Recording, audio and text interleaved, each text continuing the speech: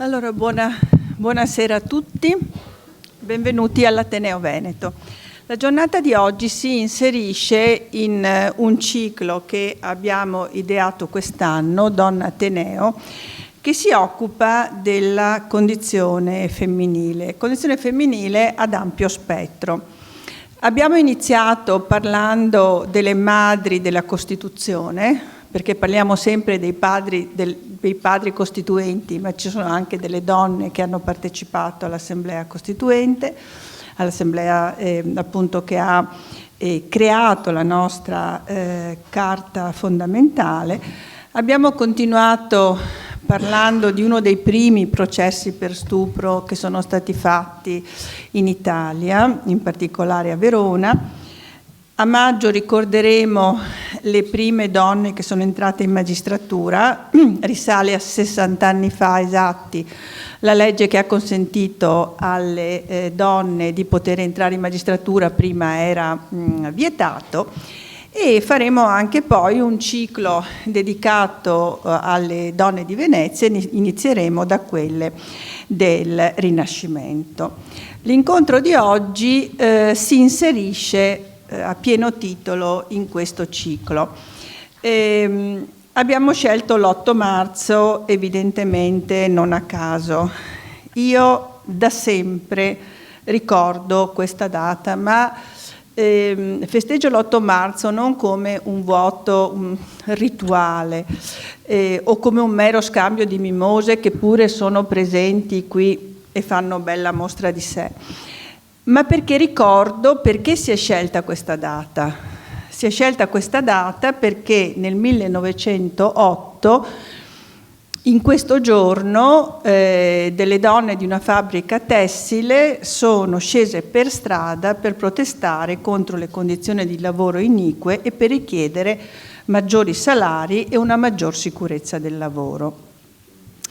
Perché quindi continuare a ricordarlo dopo questo tempo? Perché quelle richieste, seppur in termini diversi, sono ancora attuali. Ancora oggi le donne sono pagate meno degli uomini in alcuni settori della nostra industria. Perché se le donne hanno acquisito dei diritti, molto spesso li hanno acquisiti formalmente, ma non nella sostanza. E perché, e veniamo all'incontro di oggi, in alcune zone del mondo i diritti minimi non sono stati ancora raggiunti o, se erano stati raggiunti, si stanno lentamente perdendo. Qualcuno ha detto che il movimento delle donne per la parità è l'unica rivoluzione del 1900 che sia riuscita. Credo che sia una bella definizione, perché il movimento delle donne, il movimento femminista, ha portato a dei risultati concreti, ma ultimamente si tende a pensare che sia come relegato a un momento storico, no? Come tanti movimenti. Il movimento delle donne invece continua e deve continuare. È una sorta di, qualcuno ha detto, una sorta di fiume carsico, no? Che riemerge, poi si inabissa, ma non muore e torna a scorrere impetuoso quando serve. E io credo che il fiume del movimento delle donne serva in questo momento per aiutare donne che non ci sono proprio vicine, che sono lontane fisicamente, ma che in questo momento vedono messi in discussione i diritti fondamentali. Quando non si può uscire se non accompagnate da un uomo, quando non si può andare a scuola, non vengono messi in discussione i diritti delle donne, vengono messi in discussione i diritti degli individui, i diritti minimi degli individui, alla libertà di circolazione, alla libertà di istruzione, e sappiamo tutti che la libertà di istruzione comporta poi altre libertà, vuol dire emancipazione economica, vuol dire libertà di pensiero. Quando non ci si può autodeterminare, non si è esseri umani. E allora, oggi abbiamo pensato di dedicare questa giornata, ma voglio dire che non è solo l'8 marzo, continuerà l'8 marzo in Ateneo con altri incontri. Abbiamo pensato di parlare di queste donne, delle donne dell'Afghanistan, delle donne dell'Iran, delle donne curde.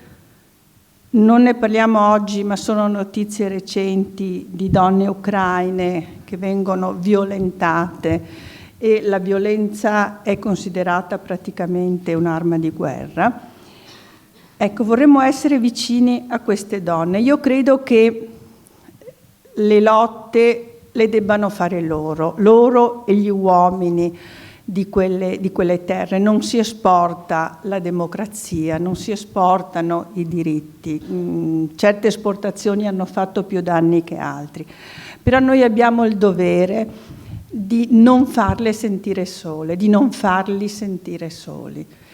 E l'unica possibilità che abbiamo noi come istituti di cultura, poi ci sarà qualcuno che parlerà anche di azioni concrete che sono state fatte, è quelle di tenere viva l'attenzione, in modo che l'8 marzo continui e ci sia un 8 marzo anche per queste donne. Grazie.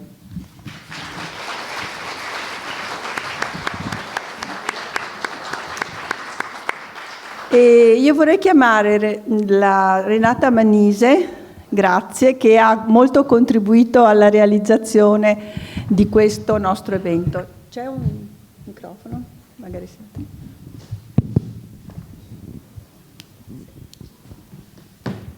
Buonasera a tutti e a tutte.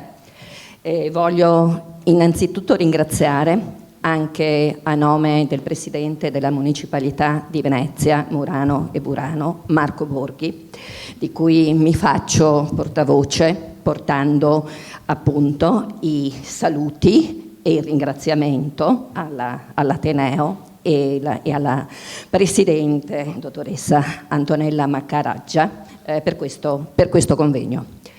Questo convegno nasce in un giorno particolare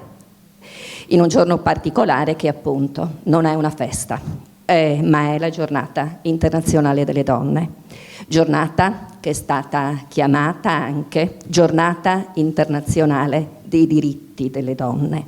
E il tema dei diritti delle donne che fa tutt'uno con la violazione di tali diritti e la violazione che si compie sulla pelle e sui corpi di tante donne è proprio il tema di fondo del convegno di oggi, così come appare assolutamente evidente anche dal titolo di questa nostra giornata.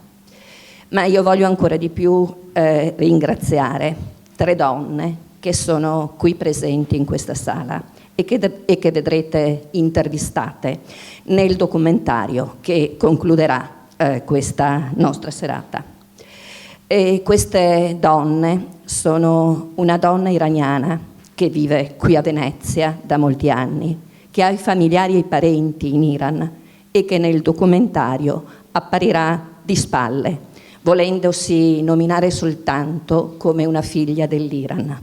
Si nomina così questa donna come figlia dell'Iran e non compare con il suo volto nel video per difendere i suoi parenti e sua madre laggiù in Iran. Voglio ringraziarla per il suo coraggio e per la sua determinazione. Voglio ringraziare poi la seconda di queste 3 donne, che è Snur Nisat, una giovane donna curda iraniana della zona di Royalat, nel Kurdistan orientale, che è stato il luogo di innesco delle rivolte di questi mesi. Snur è una studentessa, si è laureata in lingue e letteratura inglese presso l'Università di Urmia in Iran e sta facendo un master a Ca' Foscari, quindi vive qui a Venezia soltanto da qualche mese e non sa ancora parlare bene l'italiano e per questo nel documentario la sua voce la sentirete tradotta. Voglio ringraziare la terza di queste donne, Gulala Salih, anch'essa curda come Snur, ma del Kurdistan iracheno. Anche lei presente qui questa sera e che vive qui in Italia da molti anni, risiede in provincia di Venezia, nella Riviera del Brenta, ed è presidente delle donne italiane e curde ed è impegnata da anni in gruppi ed associazioni in difesa dei diritti delle donne e dei bambini e nella lotta contro la violazione di tali diritti. E senza il contributo di Gulala, il documentario che verrà proiettato questa sera in prima assoluto non sarebbe mai nato. A tal proposito vi rubo ancora un minuto per dirvi brevemente come è nato questo documentario e ciò che spiega o motiva anche meglio la mia presenza qui questa sera. Qualche mese fa, a novembre, il mese che da anni il Comune di Venezia dedica al contrasto della violenza di genere, la Commissione delle Elette della Municipalità di Venezia, Murano e Burano, aveva organizzato un evento che si intitolava La ribellione delle donne in Iran.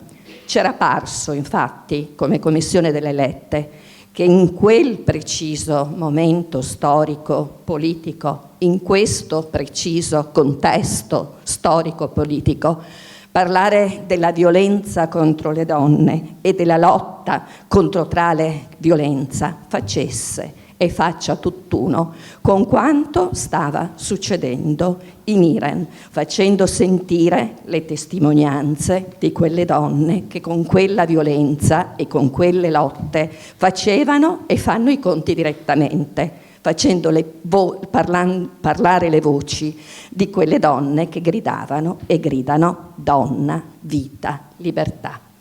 A quell'evento di novembre, promosso dalla Municipalità di Venezia, costruito soprattutto grazie all'aiuto di Gulala Salih, hanno partecipato come relatrici le 3 donne che vedrete appunto intervistate nel documentario. A quell'evento aveva partecipato anche Giovanna Pastega, l'autrice del documentario che vediamo appunto poi, e a cui rivolgo i miei più sentiti ringraziamenti, che quella sera di novembre, lì nella sede della Municipalità di San Lorenzo, ha proposto a me e alle relatrici presenti di mettere a servizio la sua competenza di giornalista e di autrice di documentari per costruire appunto un documentario partendo proprio dalle testimonianze e dalle voci delle donne presenti lì in quella sera di novembre, partendo, come si suol dire, dal basso, dalle donne in carne ed ossa, dalle loro vite e dalla loro lotta per la libertà. Grazie a tutte e a tutti e buon 8 marzo.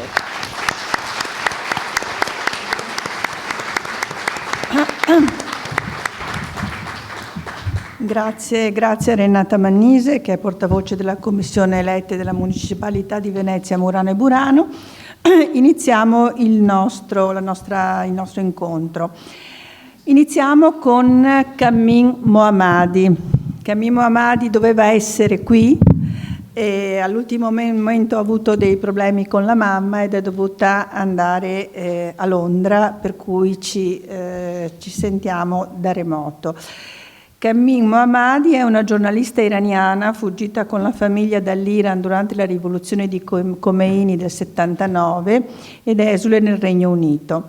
Kamin è un'attivista per i diritti umani e per le donne iraniane.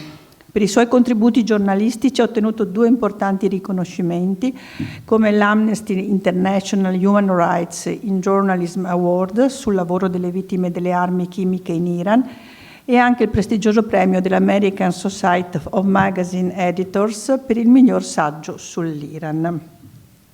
La intervisterà lo storico e scrittore Gianni Dubbini, che ringraziamo per essere presente e per averci anche trovato il contatto con Kamin. A voi la parola.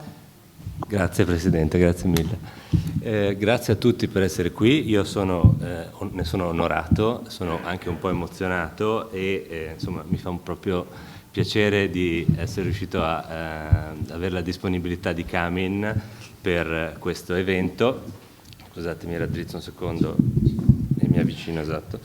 Io sono uno storico che ama molto viaggiare e mi è capitato di visitare a lungo l'Iran per la ricerca del mio libro, che è stato pubblicato a novembre per Neri Pozza, sulle tracce di un viaggiatore veneziano in Oriente. Conosco Camin da diversi anni, ormai ci conosciamo almeno dal 2011 e ci siamo conosciuti proprio qua a Venezia, al Festival Incroci di Civiltà. Io poi l'ho frequentata anche a lungo a Londra perché avevo studiato archeologia della Via della Seta lì, e Camin ha avuto anche la pazienza di correggere il mio inglese imperfetto della tesi di laurea. Ci siamo frequentati durante la scrittura, ho avuto la pazienza di interagire con me durante la scrittura della tesi. Quando era il 2013 l'ISIS e la guerra in Siria impazzavano ed era tutto un mondo diverso, un mondo medio orientale molto diverso da quello di oggi. Penso che siamo enormemente fortunati ad avere qui con noi Camin, perché penso che non ci sia una persona migliore di lei per raccontarci in prima persona, in maniera aggiornata e con grande competenza, quello che sta accadendo oggi in Iran, che è una materia molto complessa, molto drammatica e molto difficile anche da affrontare. Quando sono iniziate le proteste attuali, e si capiva benissimo che non sarebbe stato mai come prima, che tutto sarebbe cambiato, ho scritto un messaggio a Camin su WhatsApp ed era lo scorso settembre. Ricorderete tutti quanti l'uccisione di Mahsa Amini il 16 settembre del 2022, che è stata la data spartiacque, no, delle proteste attuali. Io stavo portando a termine le terze bozze del libro e a malapena sono riuscito a inserire qualcosa, un accenno su quello che stava succedendo, perché quando ho viaggiato in Iran nel 2015 e nel 2016, sono ormai passati 7 anni, era una situazione molto diversa da quella violenta di oggi. Era una situazione per molti aspetti, poi lo diranno magari anche Camin, secondo me migliore, intanto perché i viaggiatori stranieri potevano visitare il paese e per quanto fosse sempre un regime brutale nei confronti delle donne, nei confronti di tutti, anche i suoi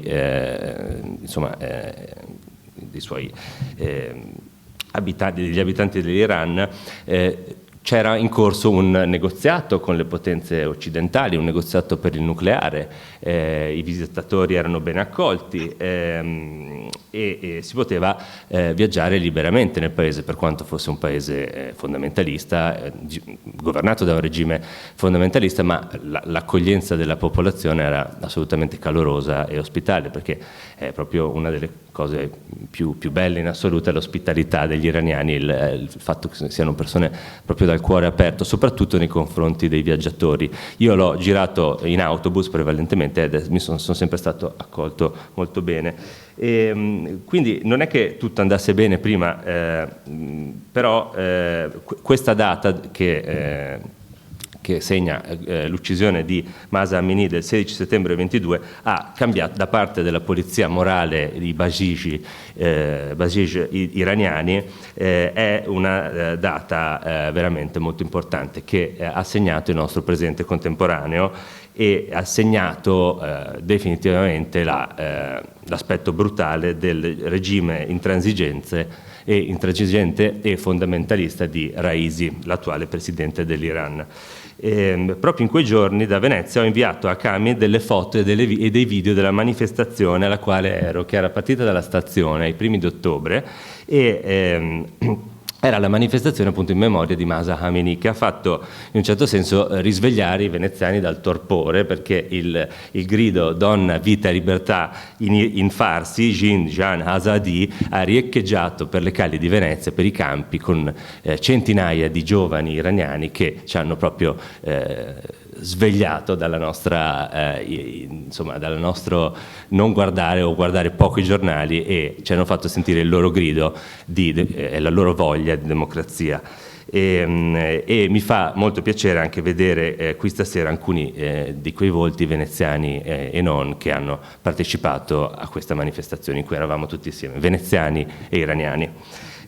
Quindi se ho appena fatto a tempo a registrare nel libro il violento cambiamento storico di quel paese dalla storia millenaria,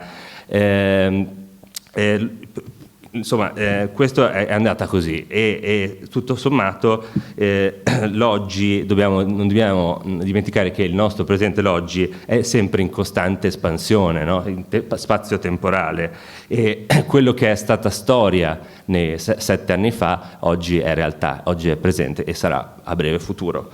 E un presente e un storico, se vogliamo chiamarlo così, che ci cerca, seppur a fatica, di capire, di interpretare sempre più velocemente a scadenze brevissime, di registrare nei giornali, nei video, nelle conferenze e negli articoli. E quindi eccoci qua, siamo qui da mesi sulle prime pagine dei giornali, siamo qui per questo. La più grande protesta diffusa in Iran dopo la rivoluzione di Khomeini del 79. Forse è una seconda rivoluzione, non lo sappiamo ancora, certamente è un grande malcontento, un grave malcontento che si protrae nel paese da decenni e che è esploso in tutta la sua violenza da settembre. Se è una rivoluzione o no, non c'è persona migliore a cui chiederlo di Kamin. Certamente è una ribellione su grande scala e, cosa fondamentale, è una ribellione che è stata iniziata, non dobbiamo dimenticarla, e guidata soprattutto dal coraggio delle donne che combattono in prima linea in Iran, che oggi è la frontiera della democrazia ed è la frontiera anche della nostra democrazia. Quindi lascio la parola a Kamin, che ringrazio moltissimo di essere qui con noi, e la prima domanda sarà: è questa una rivoluzione o no? Io tradurrò, Kamin farà un saluto in italiano, poi io tradurrò allo stesso tempo quello che dirà in inglese a chi serve una traduzione. Ovviamente se sapete l'inglese, Kamin è cresciuta a Londra, parla un inglese impeccabile e sarà sicuramente meglio della mia traduzione, che però spero possa giovare ad alcuni. Grazie. Grazie mille Gianni. Salve a tutti, buonasera. Sono veramente onorato di essere qui e mi dispiace che non sono con voi in persona, però ormai meno male che c'è questa tecnologia. Grazie Gianni, ora vado in inglese che sarà meglio per tutti, perché anche per voi non volete avere il mio italiano orribile. Is this a revolution? No. No. Dal mio punto di vista no, because I see people calling it a revolution and I understand for most people revolution is something that looks like this. Io dico di no perché io ho vissuto una rivoluzione in Iran e proprio una rivoluzione è molto più di una cosa di genere così. Allora, for this to become a revolution rather than a rebellion or an uprising, it will need to go beyond what we're seeing and start to really affect the country in terms of national strikes. All the workers would have to be able to come out at the same time. That is how, I lived through the revolution, 78, 79, and that was fast, that revolution, and it still took a year and a half. And I remember how it was. The country was crippled. All the workers, all the oil workers, they ground the country to a halt. So for a popular uprising to go from the street to become something like that, it will need a lot more time, I think, and probably quite a lot more support. Ecco, quindi dice Kamin, no, non è ancora una rivoluzione, può sembrarlo a tutti quanti voi guardando quello che succede sui giornali, ma non lo è ancora, i tempi non sono ancora maturi.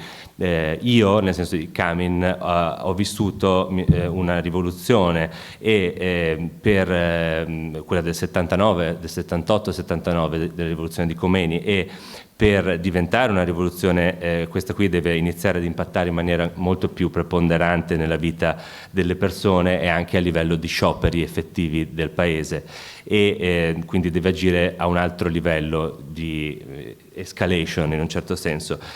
Quando Kamin è scappata nel 79 dalla rivoluzione di Khomeini, il paese era in stallo completo, quindi ci vuole ancora tempo, i tempi devono diventare ancora maturi, ma sicuramente potremmo definirlo un primo passo, first step towards a revolution. Questo sono d'accordo, sicuramente these demonstrations, as you have said, Gianni, are probably one of the most important since 1979, although I want to say the Green Movement of 2009, where there was the disputed election of Ahmadinejad, that saw a lot more people on the streets than we're seeing. Then we had some hundreds of thousands and millions on the street.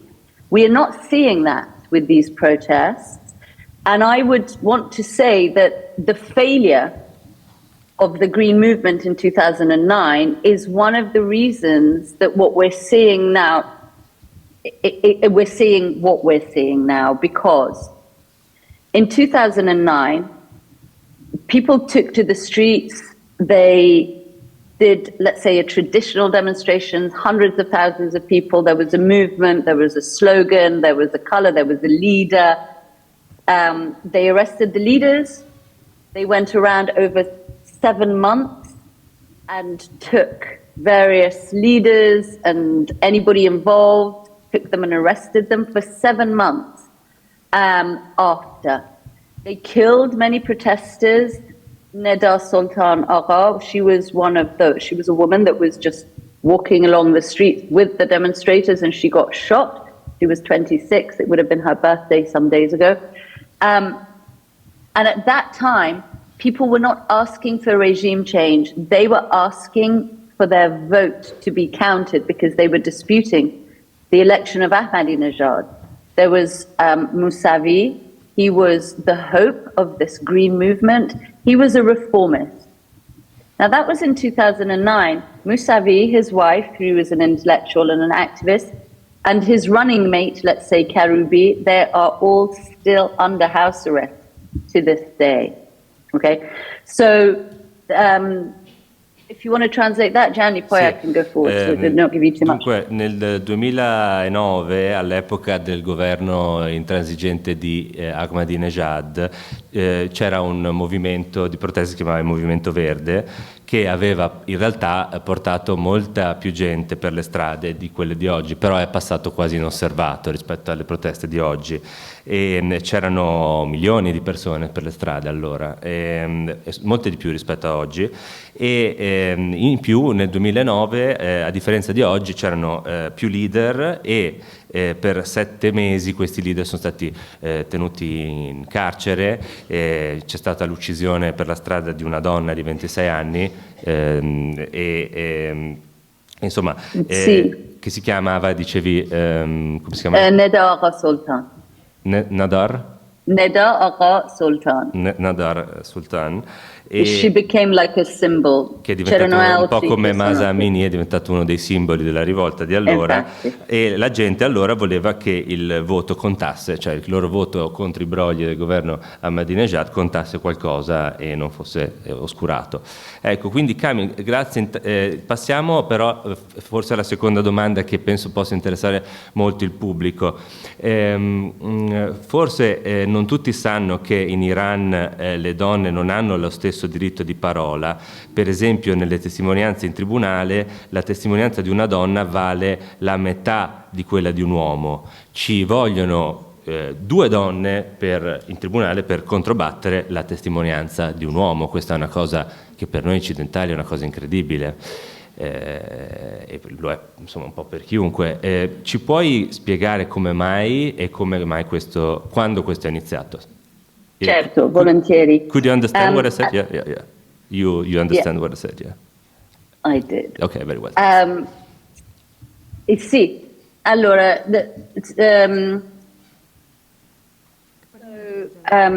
wait, I just had a complete blank moment. You can go ahead in English, so it's about the testimony of a woman in a tribunal. Sorry, excuse me. Yes, women's rights. So, in Iran, women. First of all, I want to put this out there: that women in Iran there have been formal women's movements in Iran since 1910. So when the constitutional revolution was happening in 1906 until 1911-12, women's groups were part of that, and they started to. So women have been forming into movements and political, ways to agitate politically for a century. Quindi volevo solo dire questo, that this is not new, that women have some sense of agency inside Iran. It's true what you say. Women, before the revolution of Khomeini, Iranian women had and still are, of course, some of the most highly educated and, let's say, seen in public than women in the region. Iranian women were given the vote in 1963. Decades before our sisters in other countries in the Middle East. In 1963, started to come out in opposition to the Shah, absolutely around women being given the vote. So we can say that Khomeini and Khomeiniism has always contained an element where, it's about putting women back in the home. Sì. Le donne in Iran hanno iniziato a protestare nel 1910, quando c'è stata la rivoluzione costituzionale. Quindi il fatto che delle donne si aggregassero per fini politici e rappresentativi non è del tutto una novità, quindi c'ha una lunga tradizione, un po' come in Italia del resto. Quindi è vero anche che le donne iraniane durante la rivoluzione di Khomeini del 79 erano tra le più istruite. Tra le più istruite di tutto il Medio Oriente e anche le più sofisticate dal punto di vista degli stili di vita, del modo insomma di vivere in una civiltà che era a tutti gli effetti una civiltà occidentalizzata, una civiltà moderna in tutti gli aspetti, quindi burocratici, politici, legislativi e via dicendo. Nel 1963 le donne hanno avuto per la prima volta in Iran il diritto di voto e sono state tra l'altro le prime del Medio Oriente, quindi c'è anche un aspetto d'avanguardia che è stato poi cancellato da Khomeini, no? Durante la rivoluzione. Ecco. Allora, e poi going forward in the Shah's time, the women increasingly had social freedoms as well, and they were able to do many things. There was something called the Family Law Act of 1975. It was first passed in the 1950s and then it was added to in 1975. It was the most progressive such law in the region. It gave women equal rights, more or less, to men in terms of the family. It gave women, Iranian women had equal rights to divorce. This, very unusual for a Muslim country. We were still a Muslim country even under the Shah. Age for women was 18. They had equal rights to custody over their children and to owning property. So this was the most liberal law for women and families, in the region. The First thing that Khomeini did when he came back to Iran in 1979 and he took power, even though he had said that he wouldn't take power, but he did take power and he formed a government. And the first law that they passed was to repeal the Family Law Act of 1975. The first thing, we had a country that was on strike for a year and a half, the economy was shot, there were so many things that were more urgent, but the first thing that his government did, which, by the way, I also want to say, he called it God's own government. Mm-hmm. So he and his government, as representatives of God, decided that women should be able to be married at the age of 9. That their word was worth half the word of a man in court, like you've said. Mm-hmm. They didn't lose all property rights, but they certainly at that time lost rights to divorce and to custody of children. And they lost their access to many jobs. So at the time of the revolution, for example, Shireen Ebadi, who is a Nobel Prize winner, a lawyer, she was a judge. Women were no longer allowed to be judges. Then women can work in many fields, but they can't hold many positions of power. So there are a few women in the Majlis right now, in the parliament, but they're not allowed to become president. Okay. Women can be lawyers, but they can't be judges. Mm-hmm. Ok, traduco. Con quello. Dal 1975 c'è stata questa legge sulla famiglia, che hanno ancora all'epoca dello Shah, e che aveva assegnato dei diritti molto progressisti per le donne, quindi diritti uguali a quelli occidentali per aspetti come il divorzio, la maggiore età, 18 anni e via dicendo. Però la prima cosa che l'imam Khomeini nel 79 fece durante la rivoluzione è stata quella proprio di cancellare questa legge, la prima cosa che ha fatto in assoluto.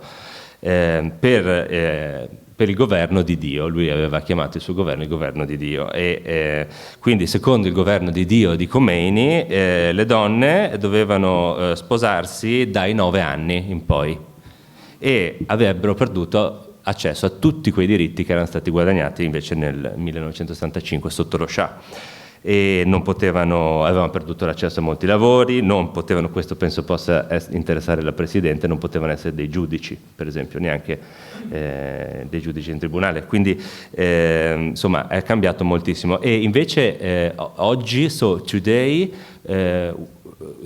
so can women can vote in Iran, no? Le donne possono votare. Yes, women didn't lose, sì, infatti, they didn't lose their right to vote, etc. E anche devo dire che le donne iraniane non sono tornate a casa nel cuscino, hanno detto di no. E la prima manifestazione contro questo hijab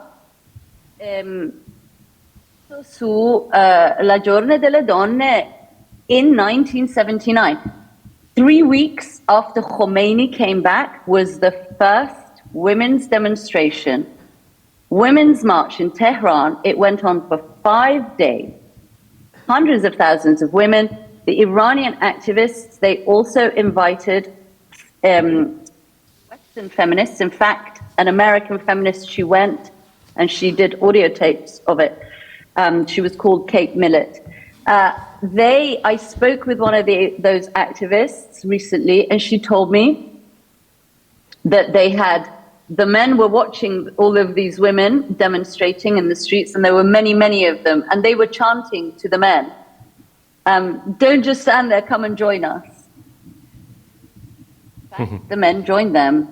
And what the men did is they formed human chains to protect the women as they were marching. Been a lot of resistance inside Iran from immediately. And that's why Iranian women still can vote, go to school, hold public office to an extent. The marriage age is now 13, which is not great, but it's better than 9.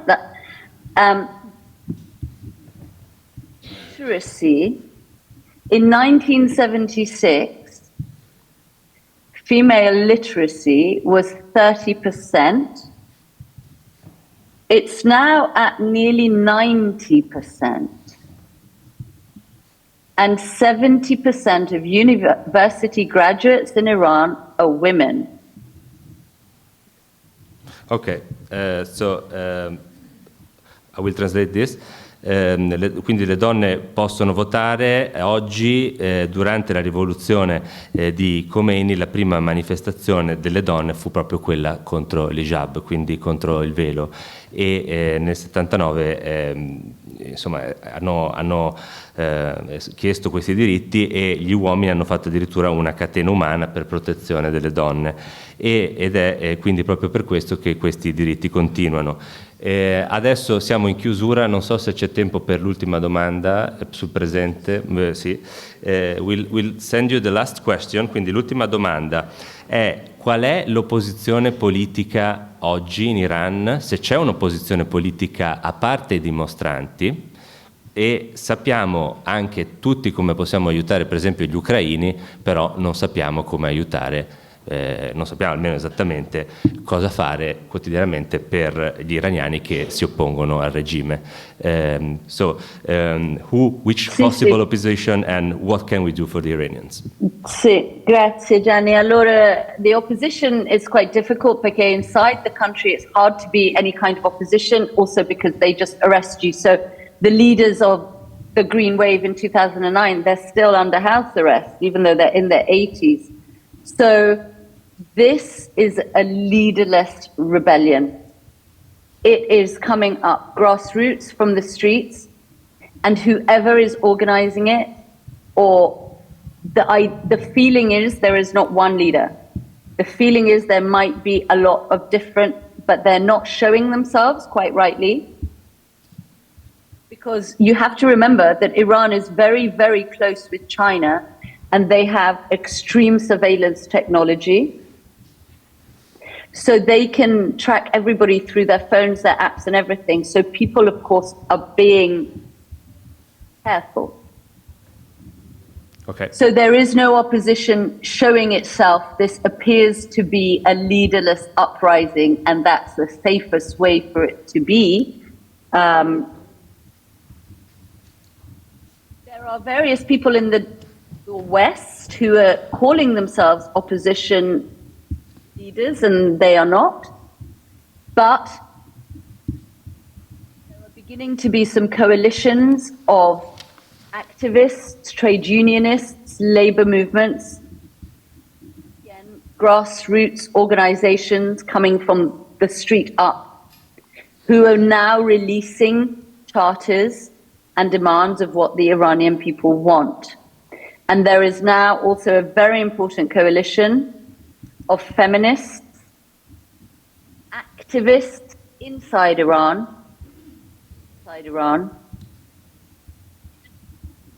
so Afghani, with links to other feminists and groups in the global south.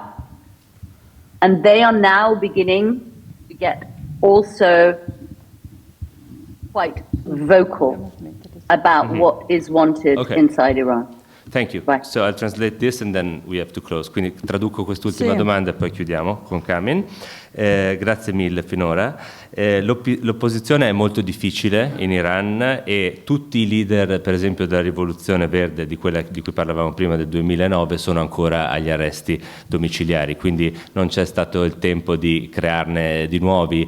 Quelli che si erano formati negli anni allora sono ancora agli arresti, e comunque è una protesta in cui non c'è un leader solo, e un aspetto molto importante e molto grave anche è il fatto che l'Iran è molto vicino alla Cina politicamente, e la Cina fornisce all'Iran gli apparati di sorveglianza digitale più sofisticati, e quindi è molto difficile per la gente poter protestare in maniera organizzata, in maniera coerente, con un leader, con un'opposizione funzionante, proprio perché con questi sistemi vengono immediatamente scoperti, immediatamente catturati.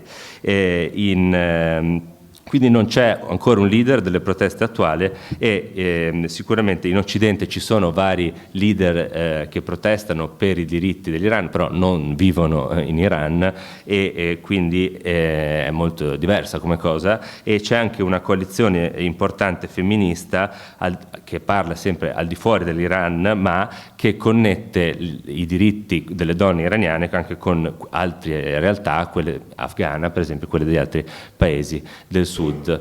Ecco, quindi grazie mille. Grazie, Kamin. grazie Kamin. Thank you so much. Grazie.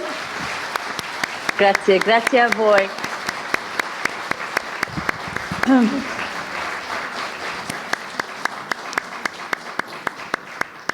Grazie a Kamin Mohammadi, grazie a Gianni Dubbini. Grazie. Adesso pregherei di far partire una poesia, è una poesia di una poetessa iraniana che si chiama Mariam Amir Farsi, che ci ha fatto la gentilezza di inviarci questa poesia. Io l'ho conosciuta ad una manifestazione che è stata fatta in Punta della Dogana per le donne iraniane e le ho chiesto di mandarci questa poesia.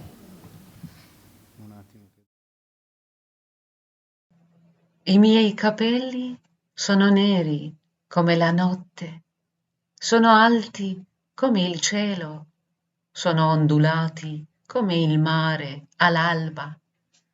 I miei capelli sono belli, a volte sono stati salvatori in poesie e leggende, a volte la casa del diavolo. Quali cori sono intrappolati nei miei capelli, che amanti che si sono persi nelle loro onde. Sono un simbolo di pazienza per tutti gli anni in cui sono cresciuti, simbolo di un lungo viaggio che porta la luna al sole. Sono come una corda tesa ma non è spezzata. I miei capelli, anche se corti, fanno parte della mia femminilità. Mi piacciono, ma sono vietati. Vedendoli, toccandoli, annusandoli, la loro danza nel vento proibito, bagnarsi sotto la pioggia proibito, vederli per strada proibito. Non puoi nemmeno parlarne, devono essere coperti, sepolti, nascosti. Come ogni bellezza e verità, come la felicità, ti frustreranno se canti, balli, bevi, ti lapideranno se ami qualcuno non dovresti, ti soffocano se una voce esce dalla tua gola per la libertà. Si spengono nel cuore, si accende la fiamma della speranza. Bruciano pensieri illuminati, distruggono la casa su chi invita gli altri a pensare, tagliano la tua appartenenza dal tuo suolo e dalla tua famiglia. Ti riempiono la bocca di proiettili roventi. Se parli, se pensi, se respiri contro di loro. Mi siedo davanti allo specchio, mi asciugo le lacrime, taglio i miei capelli, come li tagliavano le nostre madri a lutto per i figli, come le nostre sorelle li tagliano per la libertà. Li taglierò per Massa, una ragazza più bella del sole che era venuta a Teheran da un paradiso come il Kurdistan. Per Hadis, Nika, Shima, per Shervin, Ali, Sima, per i figli della mia terra che sono andati in strada per protestare, per i loro diritti, per una vita migliore, per respirare in pace, ma hanno preso una pallottola. Per loro che erano contro i pensieri marci, contro il fanatismo, la violenza, la disuguaglianza e l'ingiustizia. sono stati interrogati, uccisi, imprigionati. Taglio i miei capelli e li lascerò al vento per lanciare ovunque il messaggio di libertà. Li getterò nell'acqua, forse troveranno la libertà nei mari blu. Li pianterò nel terreno e diventeranno alberi, alberi che presto daranno frutti, il dolce frutto della libertà. Farò un pennello dai miei capelli, mi libero dalla paura, dal dominio e dipingerò tutte le notti oscure che abbiamo vissuto e scriverò sul cielo con il mio sangue: donna, vita, libertà. Grazie a Camilla Erfasi.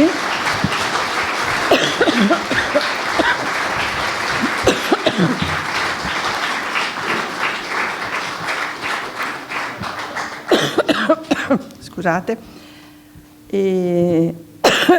Chiamo Marco Niada al palco. Marco Niada è un giornalista, già corrispondente del Sole 24 Ore, grazie, a Londra.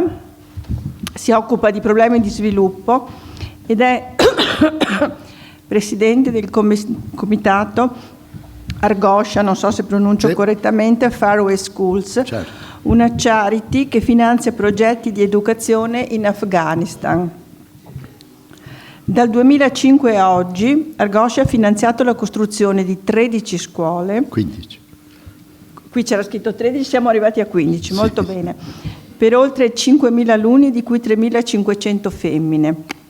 La riqualificazione di 300 insegnanti, 20 borse di studio universitarie femminili e l'alfabetizzazione di 500 donne in alcune province dell'Afghanistan. Ecco, dicevo cosa si può fare, questa è una persona che ha fatto e ascoltiamo la sua esperienza. Grazie per essere presente. Grazie infinito. Allora, io sono qui per rappresentare indegnamente la causa delle donne afghane. Ovviamente non è un momento felice per loro e particolarmente adesso non hanno voce, per cui penso che sia interessante, attraverso la piccola finestra della nostra esperienza in Afghanistan degli ultimi più o meno 20 anni, diciamo, da quando erano caduti i talibani a quando sono tornati, per mostrare cos'è avvenuto in questi anni in questo paese che ora sta rimettendo le lancette indietro. Premetto subito che tra l'Afghanistan e l'Iran c'è un abisso, per quanto siano la stessa cultura. La lingua più parlata è il Farsi, il Dari, che è una derivazione del Farsi del persiano, quindi più o meno è la stessa civiltà, però l'Afghanistan è molto più arretrato. Quando i talibani sono caduti la prima volta era più o meno in condizioni medievali. Io sono stato la prima volta nel 75 e fino alla caduta dei talibani non era poi cambiato molto e negli ultimi 20 anni ci sono stati molti cambiamenti. Allora, questi sono i laghi di Band Amir, che è nell'Indus centrale e che è la regione dove noi operiamo. Come vedete è una regione molto montuosa, sono catene su catene su catene.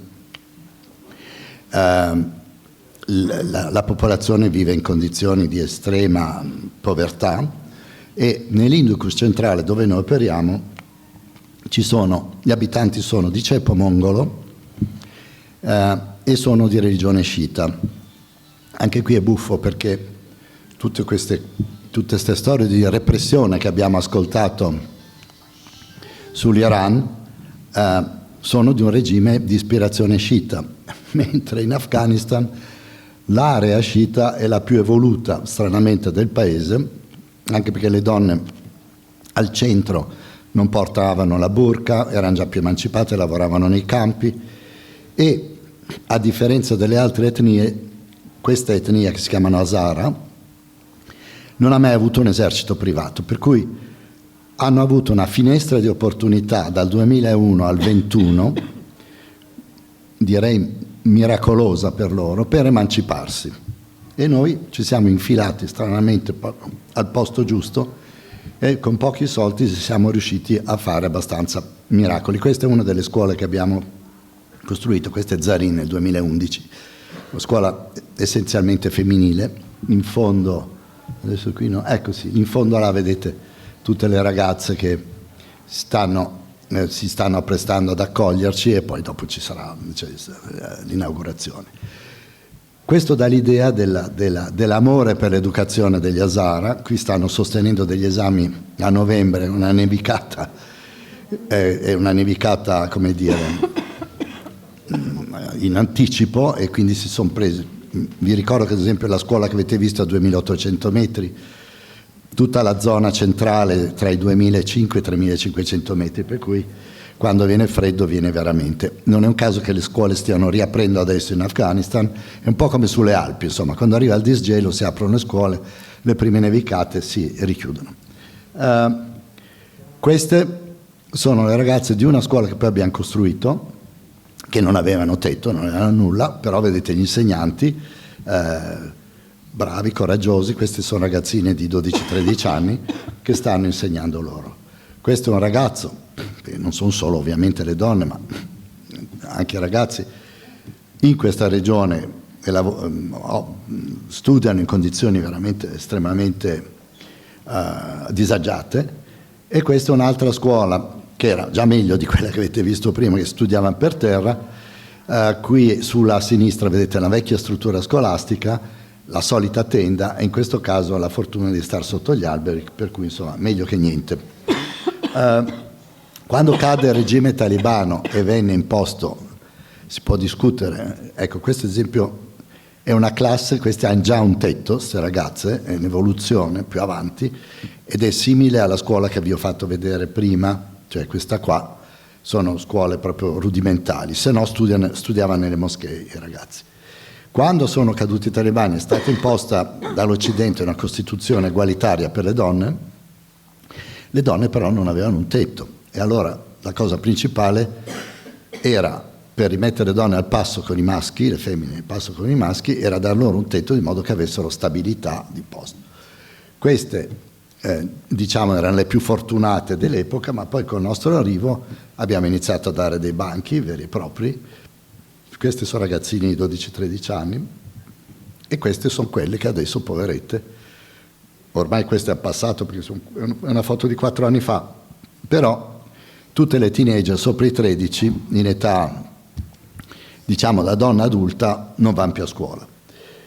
Quindi le nostre scuole che davano posto a 5.000 ragazze in questo momento si trovano un 20% in meno, perché sopra i 13 anni non vanno più. Grazie a Dio le scuole continuano a funzionare, almeno per le ragazze fino a 13 anni, non funzionano più per quelle sopra i 13. Ecco, questo è l'esempio di una delle nostre ultime scuole, queste le abbiamo inaugurate nel 19, vedete, addirittura hanno fatto la rampa per handicappati, cioè nel nulla. C'era civiltà, insomma, si cerca di fare il meglio che si può. Scusi, posso interromperla? Quindi fino a 13 anni che tipo di istruzione hanno? Quelle elementari, sì, più le nostre medie, sì, circa? Sì, sì. Sono scuole, allora, le scuole che abbiamo finanziato noi abbiamo finanziato solo i muri, sono scuole di Stato laiche, quindi gli insegnanti che vedevate con le ragazzine per terra insegnavano persiano, storia, geografia, scienze, cioè era un curriculum laico, non era madras, ecco. E noi abbiamo dando un tetto si dà stabilità, si dà possibilità di riparo e ovviamente di studiare in condizioni migliori, perché sennò le condizioni sono terribili. Però di nuovo, ecco, per dare un'idea dell'amore per l'educazione degli Hazara, qui li vedete vedete sono quasi tutte donne, dare l'esame di Stato, c'è anche per cui me le sono portate, dare l'esame di Stato che porta poi a chi riesce a entrare all'università. Questo è stato l'ultimo esame di Stato poco prima del ritorno dei talibani. Guardate in che condizioni Vabbè, sono seduti, diciamo anche il tempo è buono, non devono prendere acqua, però insomma la pervicacia con cui queste donne e questa gente cercava di risalire la scala sociale.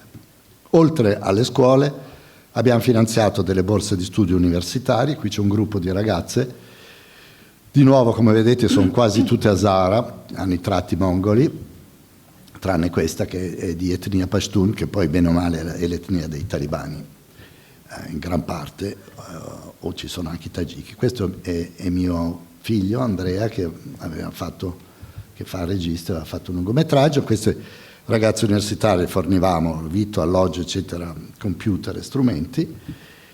Qui ce ne sono altre che quando andavamo a trovarle, cose. Ecco, uno dei fondatori della nostra, insieme a mia moglie che purtroppo è mancata lo scorso anno, è Filippo Grandi, che oggi è l'alto commissario per i rifugiati delle Nazioni Unite, e fra l'altro Filippo era andato a Kabul questo 3 anni fa ancora, e ha fatto una foto di gruppo con alcune delle ragazze che sosteniamo. Al momento sono 28, molte sono già laureate, hanno finito gli studi, avevano trovato un lavoro, attualmente sono tutte a casa, sia quelle che lavorano, quelle che e quelle che erano con l'ultima ondata, diciamo, di corso universitario. Qui c'è mia moglie con un gruppo di ragazzine, ecco, questo dà l'idea, noi nelle scuole al centro Afghanistan scegliamo le ragazze più disagiate, ma che hanno più talento, quindi qui siamo tra i disperati della terra, perché l'Afghanistan è il paese più povero dell'emisfero nord del pianeta e il centro dell'Afghanistan è la parte più povera dell'Afghanistan, dove ci sono gli Hazara, dove noi facciamo in scuola, dove però grazie alla stabilità e al desiderio di imparare abbiamo fatto veramente grandi progressi. Quindi qui poi sceglievamo le ragazze in questi licei, una per ogni scuola, poi gli sostenevamo una borsa di studio a Kabul, all'università. Legge, scienze politiche, ingegneria, informatica e economia e commercio. Nelle stesse zone in cui facevano le scuole c'erano donne adulte e molte di queste donne adulte si vergognavano di avere le figlie che poi andavano a scuola. Queste sono piuttosto mature e stagionate, però diciamo queste, che sono più giovani, si vergognavano di avere le figlie, andavano a scuola e quindi volevano a loro volta imparare, e quindi abbiamo sostenuto anche dei corsi, questo è un insegnante, per insegnare alle donne già diciamo adulte, come vedete qui c'hanno i bambini che li portano al corso, uno dorme, uno è qua, insomma, eccetera. Altre abbiamo dato la possibilità di fare delle scuole di intarsio, qui abbiamo fatto un accordo con Turquoise Mountain, che è una charity inglese, che era quella il cui patrono era Principe Carlo, ora re, e quelle che avevano finito scuola non potevano andare all'università, si cercava di dare loro un minimo di skills, un minimo di preparazione per fare altro nella vita. Ecco, allora, la nostra storia parte così. Questa signora si chiama Sima Samar, è stata la prima donna medico afghana di etnia Hazara. Il marito è stato ucciso dai russi negli anni '80, è scappata in esilio a Quetta, da lì è riuscita a finanziare, poi dopo caduti i russi sono arrivati, c'è stato tutto il periodo delle guerre fra mujahideen eccetera, è tornata, ha aperto poliambulatori, cliniche eccetera e scuole, poi sono arrivati i talibani, è dovuta scappare, ha tenuto i poliambulatori perché ai talibani fa comodo avere gente che viene curata, ma le scuole le ha dovute mandare avanti clandestinamente. Questa è mia moglie, questa è Sima, e vabbè, qui sono sottoscritto. Sima poi, quando è caduto il regime talibano, è arrivato Karzai, è stata ministro dell'educazione femminile. Dopodiché è diventata presidente della Commissione dei diritti dell'uomo in Afghanistan e purtroppo adesso è scappata negli Stati Uniti. Però la sua organizzazione va avanti, continuiamo a finanziarli. e adesso stiamo cercando di finanziare dei corsi clandestini online per le ragazze sopra i 13, perché vabbè, non avranno forse dei titoli di studio, ma riusciranno almeno a continuare ad educarsi. Questa è Habiba Sorabi, vedete qui è sempre sotto Karzai il periodo. Habiba, che fra l'altro è stata finita in esilio a Bari a un certo punto, ha succeduto a Sima come ministro della condizione femminile in Afghanistan, e dopodiché è stata la prima donna e unica governatrice di una provincia afghana, che è quella di Bamiyan, dei Buddha, e dove avete visto questi laghi molto belli, e grazie a lei ci ha sostenuto tantissimo, almeno durante il suo periodo, che è andato dal 2005 al 2012-13, abbiamo inaugurato una decina di scuole. Anche lei è scappata, non c'è più in Afghanistan. Scendendo per i rami, bisogna vedere anche, ci sono anche delle storie molto belle in questi anni di emancipazione. Questa è Fausia, che era la preside. Noi nelle nostre scuole 5 su 15 le presidi erano donna, quindi comandavano degli uomini. Fra l'altro c'è stato quindi e vi parlo in mezzo al nulla, ecco, non a New York o in posti strani. Fausia è stata una donna straordinaria, è stata molto supportive di tutto quello che abbiamo fatto, e proprio un anno prima che, ironia della sorte, poveretta, che tornassero i talibani, l'hanno fatta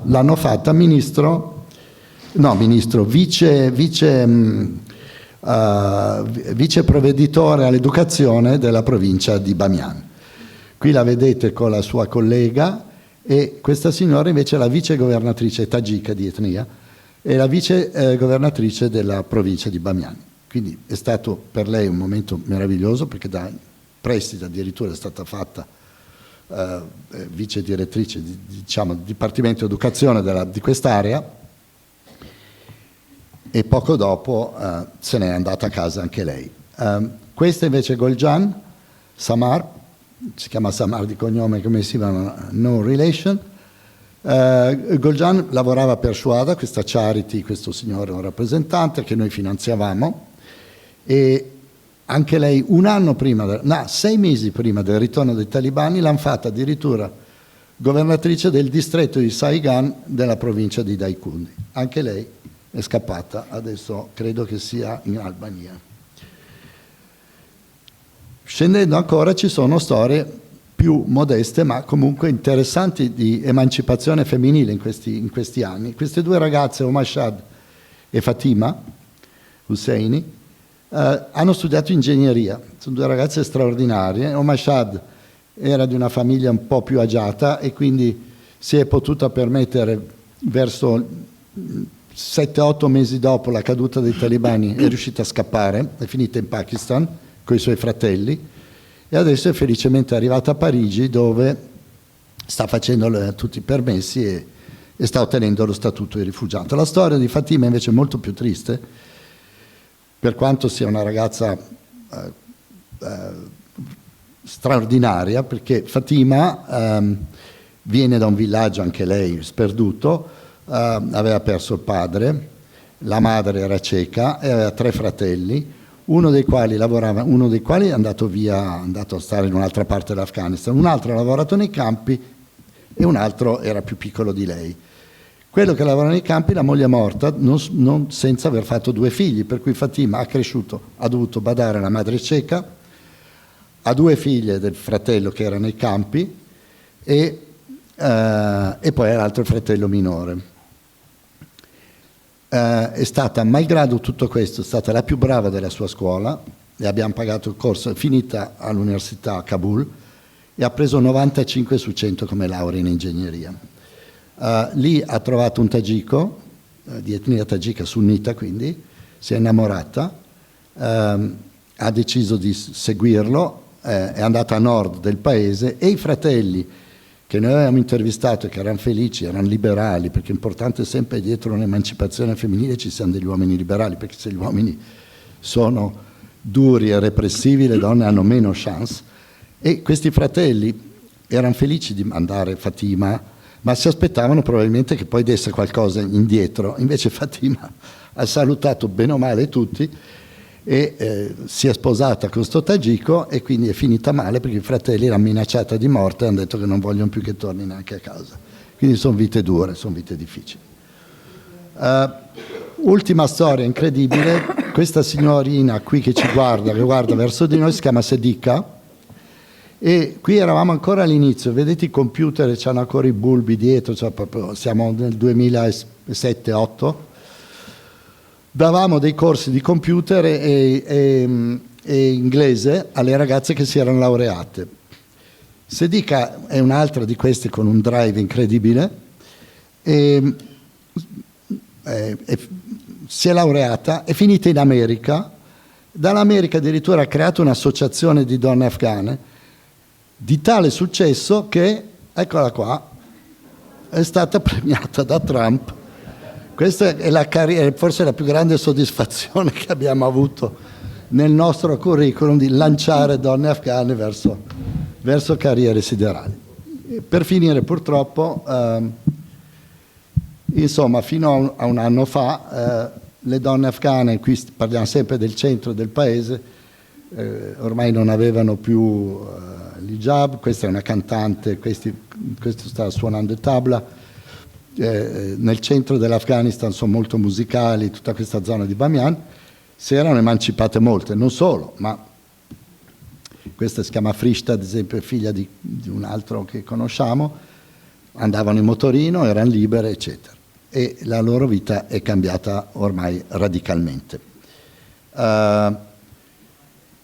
Quali sono le chance per queste ragazze di... intanto sono tutte molto tristi, se non disperate, perché vedono che il loro futuro è stato rubato.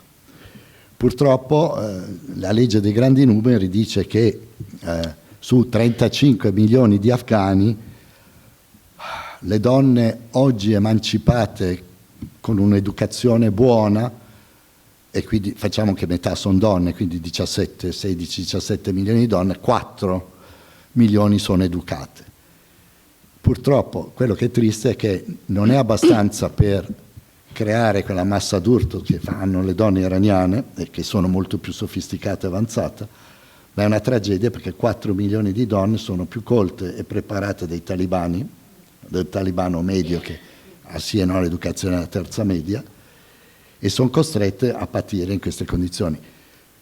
Alla caduta dei talibani 150.000 afghani colti e diciamo skilled sono scappati, da allora altri 200.000 o 300.000, ma è ovvio che il paese non si può vuotare da un lato e dall'altro è molto difficile, date le condizioni attuali, che questa vera rivoluzione, che possiamo dire è stata una rivoluzione, c'è stato un grosso cambiamento, si può dire che sono stati occidentalizzati, è vero, però se parlate a queste ragazze non vogliono tornare indietro, sono tutte molto contente di quello che hanno imparato e hanno difeso i loro diritti, e quando noi eravamo lì tante volte ci siamo detti: qui stiamo emancipando delle donne che forse poi sono condannate a essere delle infelici, perché poi se tornano i talibani cosa succede?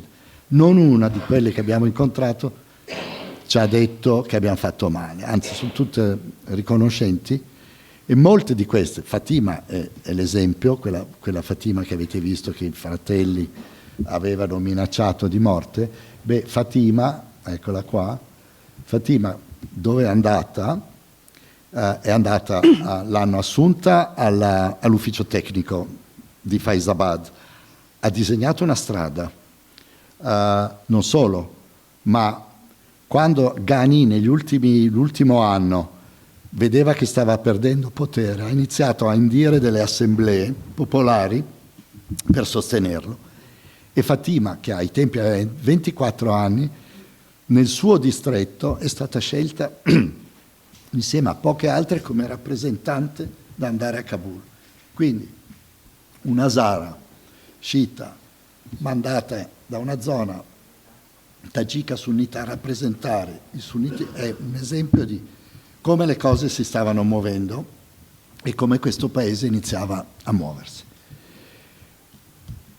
Questo è quanto, non ho molto più da aggiungere, se non che dobbiamo solo sperare che la situazione migliori. In questo momento i talibani sono abbastanza in subbuglio, stanno litigando perché una parte vuole che si apra alle donne un'altra no, e dato che non ci sarà una rivoluzione dal basso, questo è ormai impossibile, anche perché hanno avuto già 3 guerre civili e sono stanchi. Ormai, quando sono andati via gli americani, tutte le guarnigioni si arrendevano anche magari a 2 talibani con una cerbottana e una pistola, quindi non ci sarà più in questo senso.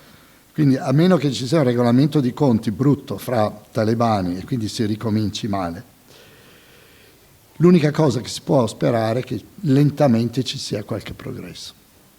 Ma diciamo, rispetto ai passi da gigante che sono avvenuti nei 17 anni che abbiamo operato noi, ormai questo è un po' storia passata e non so se io avrò ancora il tempo di vedere dei grandi cambiamenti. Comunque non molliamo, andiamo avanti, continuiamo a finanziare, finanziamo adesso dei corsi online, ristrutturiamo delle scuole, gli ridiamo ad esempio le librerie, le biblioteche, tutte queste cose e niente, teniamo le vele al vento e speriamo che la situazione migliori.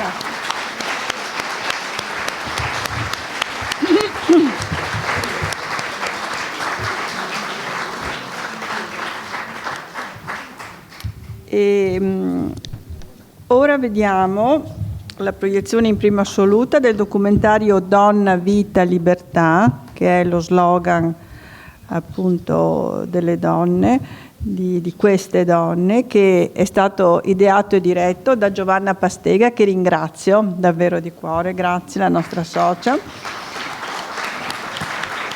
E ringrazio per le riprese e il montaggio Andrea Basso e per l'assistenza tecnica Francesca Pezzo.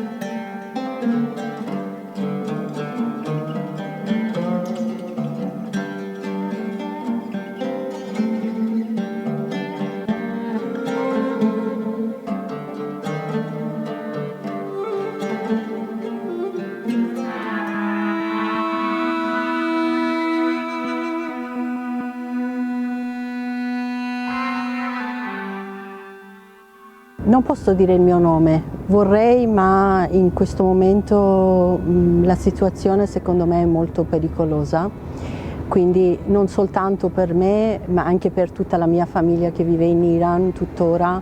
Preferisco non presentarmi con il mio vero nome, ma mi presento come una delle figlie dell'Iran. I miei genitori sono entrambi iraniani, mio padre di una città al nord di Iran e mia madre della capitale di Teheran. Io sono nata in Italia però. La notte mi chiede chi sono. Sono il segreto della profonda nera insonnia, sono il suo silenzio ribelle. Ho mascherato l'anima di questo silenzio, ho avvolto il cuore di dubbi, immota qui. Porgo l'orecchio e i secoli mi chiedono chi sono. Mia madre e anche mia nonna hanno avuto comunque dei ruoli importanti. Mia madre ha lavorato sempre, tuttora lavora in Iran e mia nonna comunque era una donna che aveva la sua attività. Al contrario di quello che veniva raccontata qua, e le donne erano anche fino ad un certo punto aperte, cioè erano libere di fare. Ovviamente uscendo dalla capitale, andando verso le città più piccole dell'Iran, c'era sempre più chiusura mentale, c'era sempre più maschilismo e quindi dipendeva un po' anche dalla famiglia, dalla provenienza.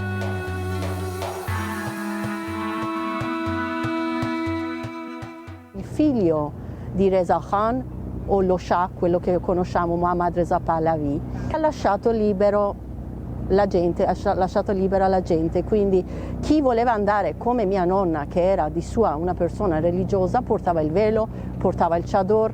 Mia nonna paterna è andata anche a Mecca, mentre mia nonna materna, che è una donna molto più occidentale, è venuta diverse volte anche in Europa, lei non è mai andata a fare pellegrinaggio, non ci credeva ed erano assolutamente contro la religione, però diciamo alla fine queste due della stessa generazione riuscivano a convivere anche pacificamente insieme. Mi ricordo, ho delle foto, vedo in quei anni mie zie che sembrano esattamente come voi in quegli anni in Italia, con minigonna, andavano all'università, si andava al lavoro ed era tutto molto anche normale, cioè nessuno si poneva anche la domanda perché chi è col velo e chi non lo è. Quello che è stato proprio un cambiamento radicale da portare il velo a non portare il velo e poi adesso di nuovo a costringerci a portare il velo.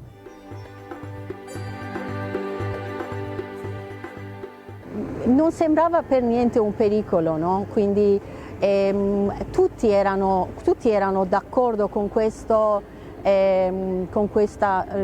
rivoluzione, con questo nuovo movimento, perché non sembrava fosse un pericolo. Khomeini parlava di una libertà per tutti, quindi le donne erano favorevoli e c'erano diversi partiti diversi, c'erano comunisti, c'erano i Tudeh, non c'erano problemi in quegli anni là. E dopo che sono avvenute tutte queste diversità, poi dopo che comunque sono arrivati al potere, poi hanno preso e hanno iniziato le esecuzioni. In quei anni là sono gli anni famosi delle esecuzioni dopo la rivolta, e in quegli anni là sono state eseguite anche molte donne. La prima volta che mi è stato detto di portare il velo avevo circa 9 anni, mi ricordo ancora, eravamo al mare, al nord. In quel momento non c'erano i miei genitori, si è avvicinato uno dei cosiddetti basigi, uno di questi di polizia morale, e ha guardato mia zia e ha detto: questa ragazzina ormai è adulta, deve mettersi il velo. Mi ricordo ancora benissimo quel giorno, perché era un posto che andavamo spesso e io non avevo forse neanche 9 anni, però dipendeva dallo stato, diciamo, fisicamente quanto una bambina era cresciuta o meno, quindi io in quel momento ero abbastanza alta per poter portare il velo, anzi dover portare il velo.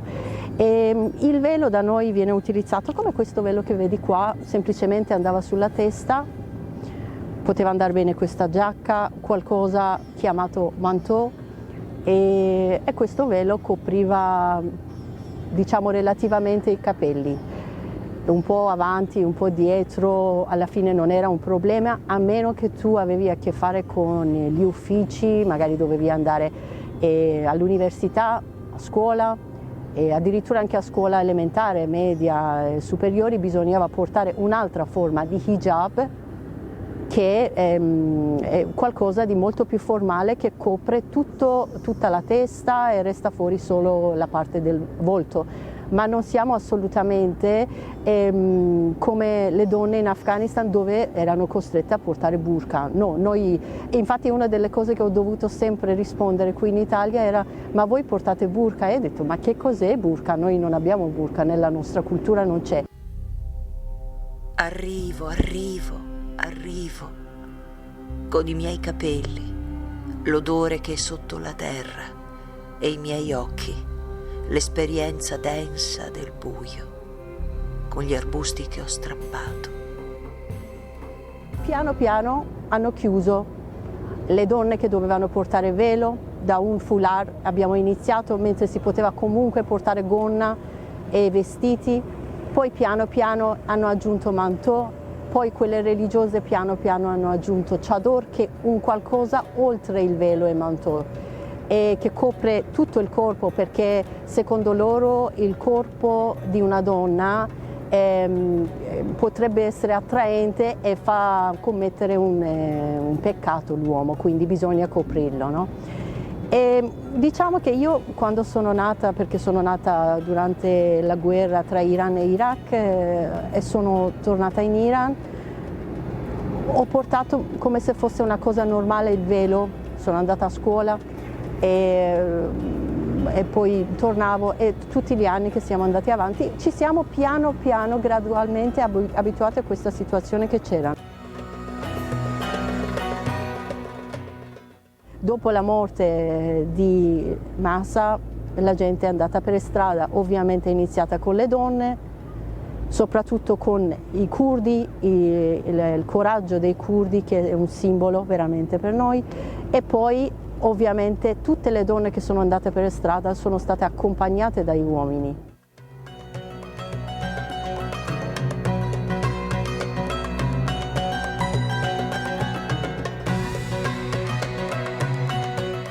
Gli uomini sono stati dal primo momento insieme alle donne e li hanno sostenuti, sono andati fuori. Tutte le mie amiche che vanno per strada vanno insieme ai loro fratelli, ai loro mariti, ai loro figli. Quindi non trovo, c'è il discorso del governo, del regime e c'è la società, ma la società nostra, soprattutto la nuova generazione, non è più quella generazione vecchia, quella maschilista. Sono gli uomini che esistono, che stanno combattendo, che sono stati uccise insieme alle donne, e quelli che sono stati eseguiti in questi ultimi mesi sono tutti uomini. La morte di Mahsa era una goccia che ha traboccato il vaso, diciamo, la punta di iceberg, ma tutto c'era prima. La gente era stanca, era arrabbiata, è arrabbiata e adesso in questo momento è più arrabbiata. Quelli che vivono dentro il paese e quelli che sono fuori, perché dopo tutto noi siamo milioni e milioni iraniani che viviamo all'estero, in tutti i paesi del mondo, magari ci facciamo notare un po' di meno perché sappiamo integrarci, ma ci siamo. E quello che penso che succedeva a me, a quelli della mia generazione, che ormai ci eravamo rassegnate che questo sarebbe stato il futuro, che noi non avremmo mai visto, come non abbiamo visto da quando siamo nati, che un Iran libero, un Iran senza tutti questi limiti, senza tutte queste repressioni. La morte di Mahsa, che tra l'altro si chiama Jina Amini e non poteva utilizzare il suo nome perché era un nome curdo, ma poi aggiungo perché non soltanto lei, ma anche molte donne che non sono kurde da quando sono nate e non riescono ai familiari a chiamarli con i nomi che vogliono, perché anche i nomi che tu metti per tue figlie devono essere autorizzate dal governo. Quando i curdi sono venuti per le strade per vendicarsi di questa morte di questa giovane ragazza, forse ci ha dato una speranza, un po'. Sono stati sicuramente fonte di ispirazione, di coraggio per tutti noi, e quindi dopo qualche ora, neanche giorni, già la gente in altri posti, in altre piccole città erano per strade che protestavano. Quindi abbiamo visto forse la luce in fondo al tunnel. Come dimenticheremo il dolore? Come lo dimenticheremo? Chi illuminerà per noi la notte della sua memoria? Lo berremo, lo mangeremo, seguiremo il vagare dei suoi passi e se dormiremo, la sua ombra sarà l'ultima che vedremo. Dopo la morte di Mahsa ci sono stati tutti i giorni, e ci sono ancora adesso, tutti i giorni degli episodi forti, della gente che viene torturata, arrestata, interrogata. Io sì, so di diverse persone, magari non direttamente, perché non dimentichiamoci, comunque ci sono filtri, quindi io con tanta fatica sento mia famiglia, sento i miei genitori ma cerchiamo un po' di evitare a parlare di queste cose sempre per tutelare loro, un po' perché quelli che vanno e in realtà partecipano a queste proteste e queste manifestazioni fanno fatica a parlarne magari per telefono o scrivere, perché è tutto controllato dal governo. E quindi sento le mie amiche, le amiche degli anni della scuola superiori, che vanno, che sono andate, che partecipano a tutte, hanno partecipato giustamente a tutte le manifestazioni, sono state bastonate. Per fortuna quelle che conosco io sono scappate, cioè hanno sempre provato a scappare e ci sono riuscite, per fortuna. C'è una mia cara amica che ogni tanto mi scrive solo un messaggio tramite Instagram, anche perché è molto filtrato anche quell'applicazione, mi scrive solo: ti volevo solo dire che sto bene, o manda un cuoricino in segno sto bene, e io rispondo con un cuoricino, o magari con a mia cugina ho risposto con donna, vita, libertà, che ormai è lo slogan.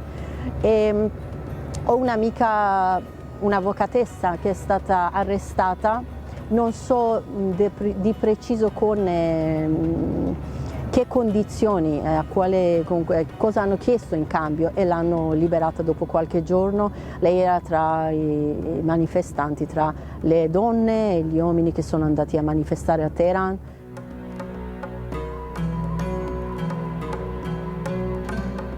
Donna, vita, libertà, Zendegi Azadi è mi ricorda quello che sono le donne, sono state e sono le donne in Iran, perché le donne iraniane hanno uno spirito, un'anima veramente diversa, secondo me, nel Medio Oriente.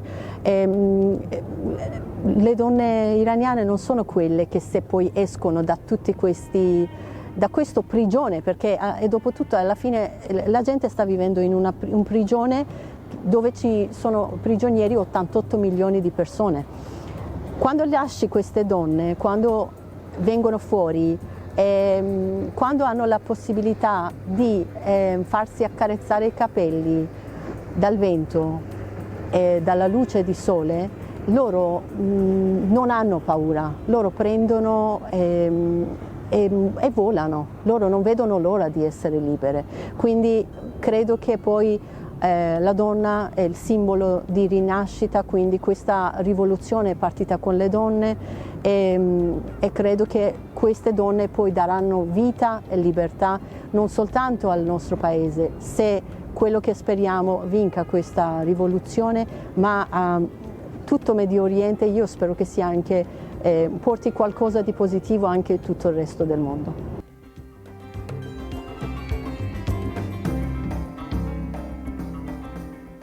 Io sono fiduciosa, sono in questo momento forse un po' triste perché ho paura, ho tanta paura per quello che succederà, ma in fondo sono ottimista e sono fiduciosa che questa situazione finalmente ci porterà a un buon risultato. Io sono convinta che questi se ne andranno. Non sarà facile, ci ha voluto sangue e ci vorrà forse ancora sangue, speriamo con un prezzo meno caro, ma secondo me questi ce ne andranno e noi non siamo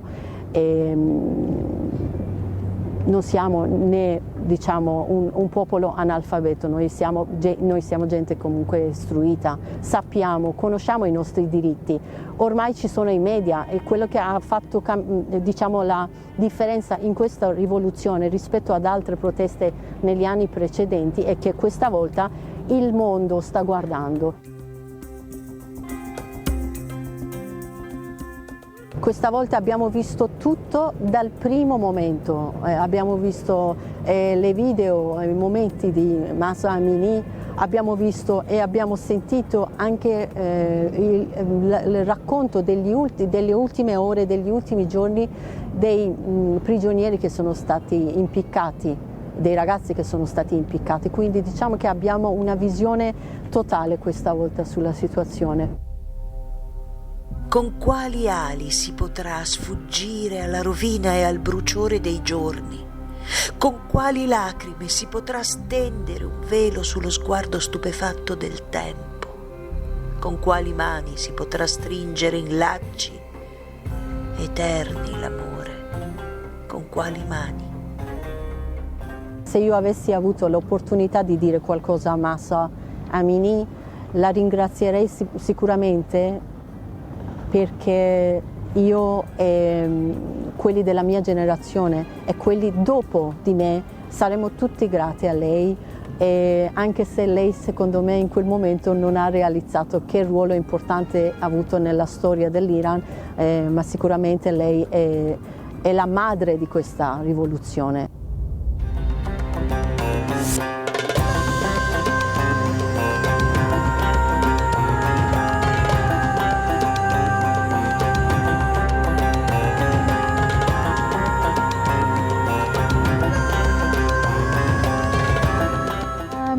Mi chiamo Snur Nashat. Ho 2 nomi. Marzia è il nome che mi è stato dato per la registrazione della mia nascita, perché in Iran il regime iraniano ha proibito i nomi curdi. Io preferisco il mio nome Snur, perché mi identifica la mia etnia. Io vengo da Rojalat, un pezzo del Kurdistan occupato dal regime iraniano. Sono venuta qui come studentessa per continuare gli studi e fare il master in lingua.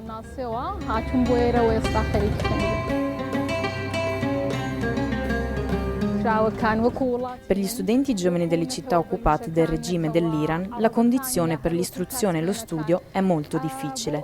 Non abbiamo agevolazioni, condizioni o servizi, e se vogliamo continuare gli studi dobbiamo andare nelle città grandi, perché nelle nostre città non ci sono agevolazioni, servizi o condizioni, tipo il trasporto, la condizione culturale ed economica. I diritti delle donne nel mio paese, in Kurdistan, posso dire che ci sono pochi. Maggior parte dei diritti sono negati. Non hanno il diritto di studiare nella loro madrelingua o poter scegliere il proprio nome. Le donne sono oppresse dagli uomini e dal regime. Per questo i loro diritti sono ignorati e non c'è stato nessun interesse per migliorare la loro condizione. Però posso dire che adesso, e con la rivoluzione di Jina Amini, le donne sono più forti e si sono dati da fare per chiedere i loro diritti e stanno lottando contro il regime maschilista e il regime occupante. Per esempio, le donne non hanno diritti e non possono spesso uscire da sole. Sempre c'è qualcuno che gli sta sulla testa, che le dice cosa possano fare o non fare. Non possono andare in moto o in bicicletta fuori, vestirsi come vogliono o poter esprimere i loro desideri e pensieri per decidere il futuro o per il matrimonio. Sempre c'è qualcuno che decide per loro. I diritti delle donne sono molto ignorati. Anche dopo gli studi non possono lavorare o avere tutti i posti di lavoro, come non possono essere giudici in tribunale. Non hanno il diritto per testimoniare questi e come tanti altri diritti che non avevano fino ad ora. E per questo, con questa rivoluzione, lottano e cercano di riconquistare tali diritti.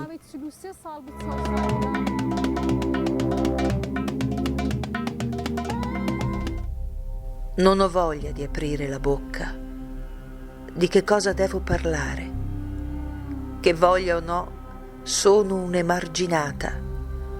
Come posso parlare del miele se porto il veleno in gola? Cosa devo piangere? Cosa ridere? Cosa morire? Cosa vivere?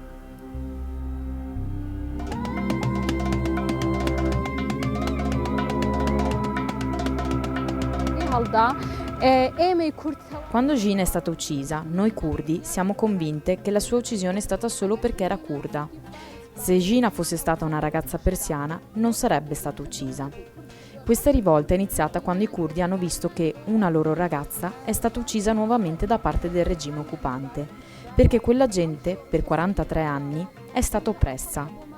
Non avevano il diritto di studiare nella propria lingua, non avevano il diritto di avere la loro bandiera e sono stati tolti tutti i loro diritti. Quando la gente ha visto questo, non poteva più sopportare l'occupazione e con la forza hanno iniziato a lottare contro questo regime, per non perdere più i propri figli e combattere per ottenere la libertà, i diritti in tutti i settori, i diritti della cultura, della politica e l'economia, i diritti accademici e combattono per tutti questi diritti.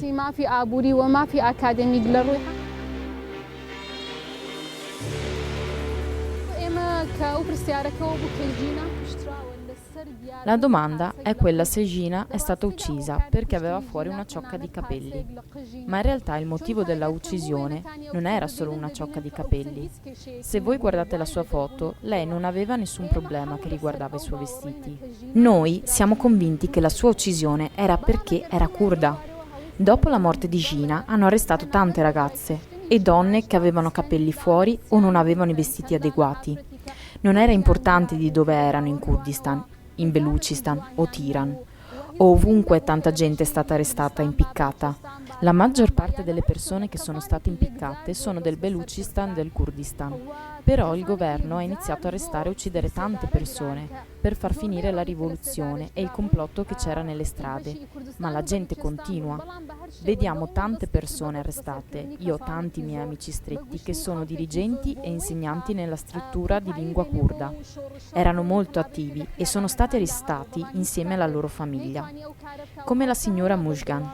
È una delle attiviste politiche. È stata liberata solo un mese prima della rivoluzione. Però è stata nuovamente arrestata e il regime dell'Iran ha bloccato o ha pulito il suo profilo di Instagram e hanno rimosso i suoi post. È stata accusata per disordine o essere all'opposizione, come anche la signora Zahra Mohammadi. Anche prima era arrestata e accusata per l'insegnamento di madrelingua. È ancora in prigione. Anche suo marito è stato arrestato. Anche la signora Bocani, che aveva perso il bambino durante la tortura in prigione, è stata condannata a 5 anni. Noi vediamo le condanne contro le donne, è più pesante rispetto agli uomini e io penso il motivo sia la paura e il timore del regime di queste ragazze, che sa loro notizia o i movimenti e vuole opprimerle per far smettere, ma non può.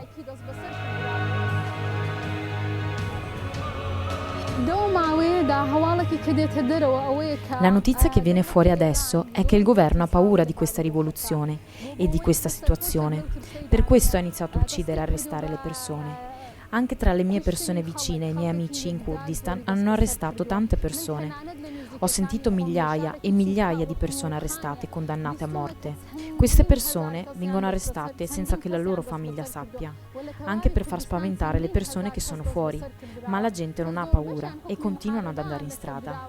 Anche se continuano a tagliare la linea di internet, ma la gente continua ad andare in strada e stare in strada.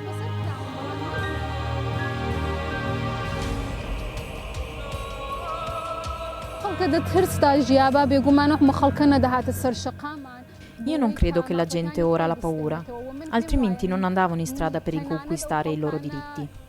Non solo non hanno paura, ma hanno tanta forza. Questa forza è dovuta da anni di oppressione.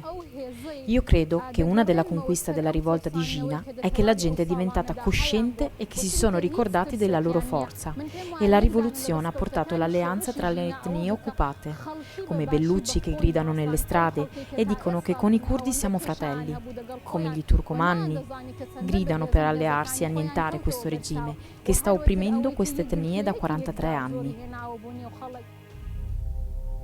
L'albero parla con la foresta, l'erba con il campo, la stella con la galassia, e io con te parlo. Dimmi il tuo nome, dammi la tua mano, dimmi la tua parola, dammi il tuo cuore. Io ho compreso le tue radici, con le tue labbra ho parlato per tutte le labbra, e le tue mani sono in intimità con le mie.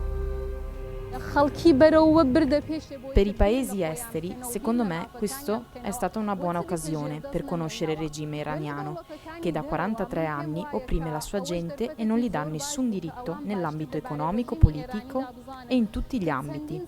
La gente è sotto pressione. Ora, con tutta questa pressione, la gente è fuori in tanti paesi europei. Stanno cercando aiuto per quella gente. Sono convinta che se non fosse stata la rivoluzione di Gina e l'uccisione di Gina, questo regime continuava e come adesso ha aumentato ancora di più la sua pressione. Per me è stata una buona occasione, così la gente conosce meglio tutti i crimini del regime sia fuori che dentro.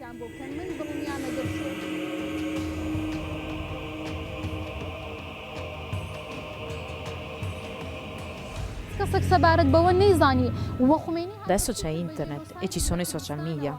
Le persone che hanno partecipato alla manifestazione hanno pubblicato tutte le prove e le immagini alle persone all'estero e alle associazioni come l'associazione Hang Up, che è una delle associazioni impegnate per i diritti dei curdi.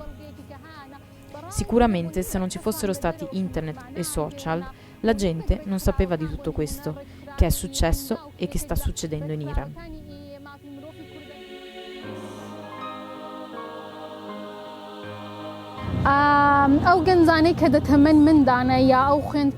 I miei coetanei o i giovani studenti all'inizio erano molto partecipi alla rivoluzione e hanno un ruolo in questa manifestazione. Se guardiamo l'inizio della rivolta, molti giovani andavano avanti con questa rivolta per chiedere i loro diritti, perché non avevano nessuna paura e la nuova generazione è arrivata a decidere per il suo futuro e non permettere a nessun altro a decidere per loro. Quindi sono i miei coetanei e i giovani studenti che hanno iniziato la rivolta. Quando si è visto come questi giovani lottano per i loro diritti, anche le persone anziane hanno iniziato a sostenere questi giovani. Vediamo le persone anziane sulle tombe dei martiri, come hanno comunicato e manifestato per far tornare in strada e sostenere i giovani. Io dico che nella parte del Kurdistan anche alcuni uomini religiosi ora sostengono i giovani, che ci sono tanti uomini religiosi arrestati da parte del regime. All'inizio la rivolta era dei giovani che l'hanno iniziata, ma è ora di tutti, di tutte le classi che hanno partecipato.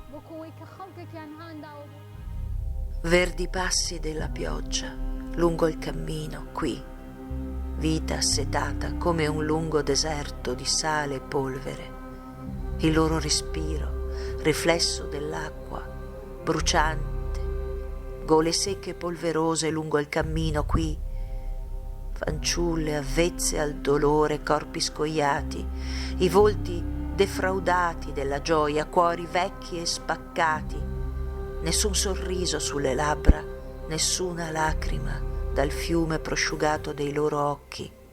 Dio, non so, raggiungerà il loro grido senza suono le nuvole fino all'universo. Sono i verdi passi della pioggia.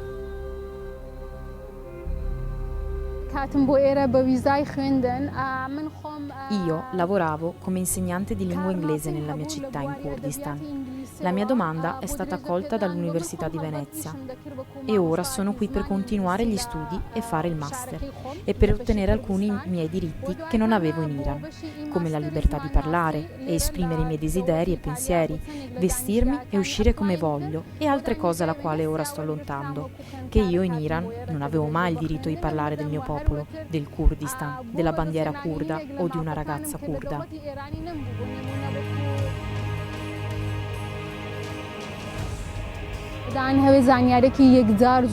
Gli studenti curdi che sono all'estero sono attualmente molto attivi per la situazione attuale e vogliono diffondere la notizia. E posso dire che per l'80% ci sono riusciti. Però c'è una parte degli studenti che si mettono da parte. Sono contro quello che sta succedendo, però hanno paura per la loro famiglia o magari quando torneranno in Iran e non vogliono affrontare problemi. Io sono qui come studentessa universitaria. Sono arrivato con il visto per lo studio, ma non posso tornare perché sto appoggiando il mio popolo e sto lottando per il Kurdistan. Non con armi, ma per dare e diffondere le notizie e le informazioni. Ora non posso tornare perché io parlo per Kurdistan e perché alzo la bandiera del Kurdistan e per nessun altro motivo. Sempre per questi motivi tanti studenti, sia fuori o dentro Iran, non possono fare niente o non intervengono. In Iran il regime ha tolto la linea e io faccio fatica a comunicare con la mia famiglia. C'è tanta pressione sugli studenti e sono oppressi. Diverse volte hanno attaccato l'università e sono stati arrestati in tanti. Alcuni non possono intervenire o parlare per la paura che resti comunque o continui questo regime in Iran.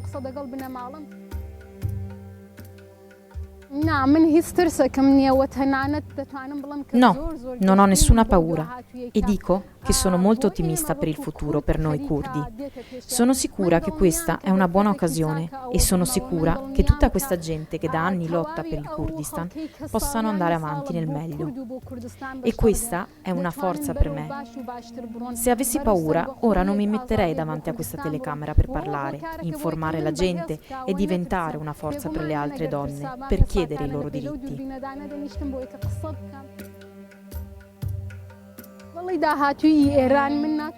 Sul futuro dell'Iran non posso dire niente, perché non sono molto sicura, però per il Kurdistan o per le etnie occupate sono molto ottimista. Sono sicura che fanno qualcosa di buono. Ora non mi importa se questo regime cade o no, ma mi interessa che sia iniziata questa rivolta e che la gente abbia avuto la forza, perché le etnie sottomesse possono avere i diritti e sono ottimista che questa gente non smetta e non stia zitta e che lottino per avere un futuro migliore.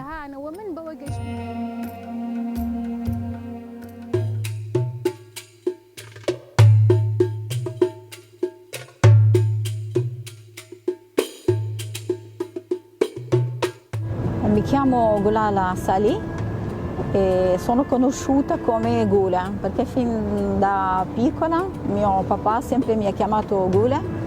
E mi piace molto anche il mio nome, perché il mio nome in curdo vuol dire fiore rosso, papavero. Fiore rosso, fiore rosso, fiore rosso. Lui mi portò al giardino del fiore rosso. Al buio piantò un fiore rosso nei miei capelli agitati e poi dormì con me sul petalo di un fiore rosso. Io sono curda. Vengo dal Kurdistan di Bashur, dall'Iraq, perché non so se sanno tutti, perché il Kurdistan è stato diviso tra 4 paesi, la Turchia, Iran, la Siria e Iraq. Io vengo dalla parte occupata dall'Iraq e sono nata proprio nella città di Kirkuk. Le donne kurde sono sempre state riconosciute, erano conosciute come donne libere, perché noi avevamo avuto tantissime donne che avevano un ruolo nella società, donne che hanno comandato, erano capo tribù, avevamo le prime donne sindaca nell'Ottocento, avevamo le donne poetesse, donne combattenti che hanno combattuto al fianco degli uomini in montagna, quindi posso nominare qualcuno tipo Habsa Khani Naqib, tipo Adila Khan, tipo la prima partigiana kurda Peshmerga Margherita. Però purtroppo la situazione delle donne kurde è tornata molto indietro dopo l'occupazione del Kurdistan e anche dopo l'arrivo dell'Islam. La donna kurda anche è diventata una donna molto sottomessa dalla società patriarcale, da una società dove ci sono molto codici rigidi sia culturali, sociali e religiose che hanno sottomesso le donne. Le donne sotto l'occupazione hanno dovuto fare solo donna, solo madre e moglie, quindi questo è stato il ruolo delle donne sotto l'occupazione. Però le donne kurde non si sono mai resi, sempre hanno combattuto per la loro libertà, non solo la loro libertà personale ma anche la libertà della loro patria per chiedere i diritti. Io vorrei anche dire qua le donne kurde sono sempre state doppiamente vittime, una volta per il fatto di essere donne, vivere in una società patriarcale, ma un'altra volta perché sono proprio per essere kurde, sono stati anche sottomessi, hanno subito anche per il fatto di essere kurde. Se parliamo negli ultimi anni della situazione femminile delle donne kurde, sia nel Kurdistan di Bashur, da dove vengo io, e anche e soprattutto nel Kurdistan di Rojava, dove si parla delle donne combattenti di Rojava. Le donne, non dico totalmente, ma quasi sono riusciti a riconquistare non tutti i diritti, ma una parte grande dei diritti sono stati riconquistati. Quindi posso dire che la condizione femminile, soprattutto in queste due parti del Kurdistan, abbastanza buona. È vero che abbiamo ancora tante strade da percorrere per arrivare a ottenere una vera per ottenere veri diritti e ottenere anche una vera pari opportunità.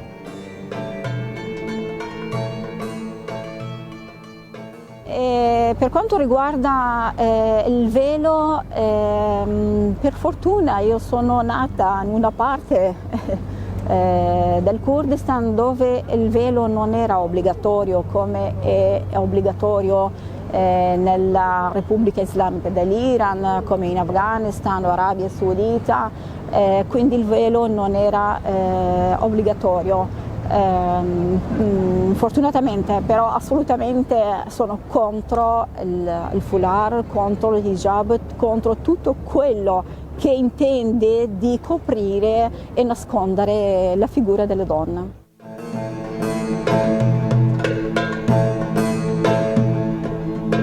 La morte di Gina non ha significato solo per me in quanto donna, in quanto sono curda o solo per il mio paese. La morte di Gina ha avuto un significato, ha significato per credo tutto il mondo, tutta l'umanità, perché è stata uccisa perché lei non poteva vivere come vuole, è stata uccisa perché non aveva coperto i capelli, quindi ha un significato per tutti noi la sua morte.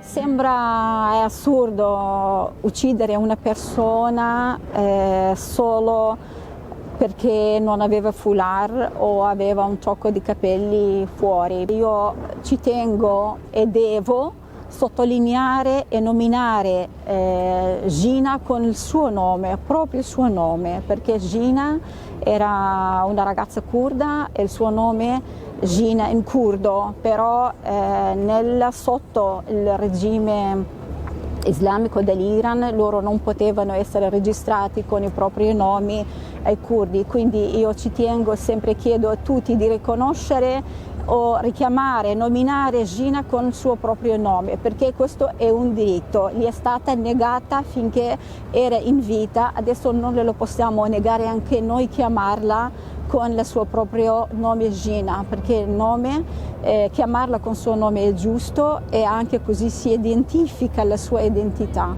Quindi io chiedo a tutti davvero di chiamarla con il proprio suo nome vero, Gina. A voi, ragazze isolate del secolo, condottiere silenziose sconosciute alla gente, voi, sulle cui labbra è morto il sorriso, voi che siete senza voce in un angolo sperduto, piegate in due, cariche dei ricordi nascosti nel mucchio dei rimpianti. Se tra i ricordi vedete il sorriso, ditelo. Non avete più voglia di aprire le labbra, ma magari tra le nostre lacrime e urla ogni tanto facevate apparire la parola meno limpida.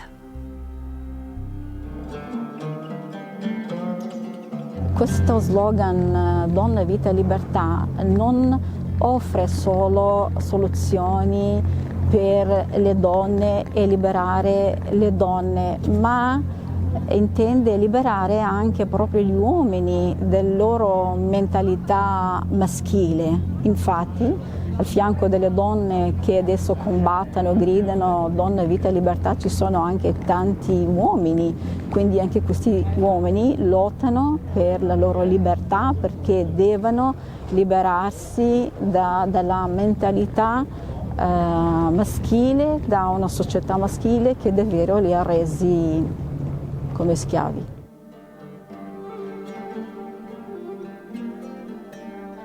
Queste tre parole comprendono tutti i principi alla quale io credo, il diritto, libertà, giustizia. Adesso questo slogan viene cantato, gridato in tutto il mondo, nelle piazze, persino anche il Parlamento europeo è stato gridato questo slogan, e io ci tengo anche a dire che non dobbiamo dimenticare, io me ne vado anche orgogliosa da donna curda, questo slogan le donne curde sono state le creatrici di questo slogan. Prima di questo slogan c'è stata una lotta, una battaglia, e adesso credo vediamo anche un po' il risultato di questo slogan Janjian Azadi, come lo vediamo in Kurdistan di Rojava. Però speriamo di vedere il risultato di questo slogan in tanti altri paesi dove sono negati non solo il diritto delle donne, ma proprio i diritti delle persone.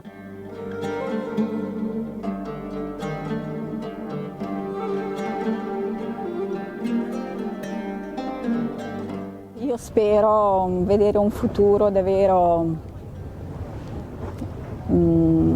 pieno di libertà per il mio paese, se anche lo vedo anche difficile, perché soprattutto per noi i curdi, perché noi non abbiamo mai avuto un sostegno vero, un sostegno sincero da parte dei politici, da parte anche della comunità internazionale, per ridare la libertà e i diritti al mio popolo, al mio paese. Io vivo in Italia perché ho conosciuto il mio fidanzato, il mio marito attuale, e sono qui in Italia da circa 22 anni. L'Italia ormai è la mia seconda casa, il mio paese adottivo, quindi qua ho capito proprio quali sono i diritti fondamentali per le donne e lo devono pretendere, perché purtroppo da noi credo, come anche tutta la società, non parlo solo dal Kurdistan, dall'Iraq, ci sono tante donne proprio non conoscono ancora quali sono i loro diritti e cosa devono pretendere per ottenere i loro diritti e per avere una vita libera. La libertà per me, prima di tutto, siccome per anni mi è stata negata e non potevo dire chi sono, da dove arrivo, da quale famiglia provengo, quindi per me la libertà è quello di dire il mio nome, chi sono, da quale famiglia provengo, qual è la mia origine, per poter parlare con la mia lingua, studiare nella mia lingua, poter esprimere la mia idea, il mio pensiero. Perché abbiamo paura delle parole? Quando sono state in mani dal palmo rosa, delicate quando ci accarezzano gentilmente le gote, e calici di vino rincuorante sorseggiato un'estate da labbra assetate. Perché abbiamo paura delle parole, quando tra di loro vi sono parole simili a campane invisibili, la cui eco preannuncia nelle nostre vite agitate la venuta di un'epoca di alba incantata, intrisa d'amore e di vita? Allora perché abbiamo paura delle parole? Ci siamo assuefatti al silenzio, ci siamo paralizzati temendo che il segreto possa dividere le nostre labbra.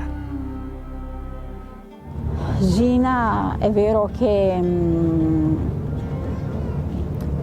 è stata una giovane ragazza, è stata come un fiore che l'hanno sradicata purtroppo, però Gina è diventata un simbolo per tutte le donne del mondo, è stata una spinta per dare il coraggio a tutte le donne e non solo donne, per gridare, per dire basta la violenza, basta negare i diritti. Quindi lei di questo sicuramente lei è anche contenta, perché è diventata una luce per tutte le donne del mondo e per la libertà per tutte le donne.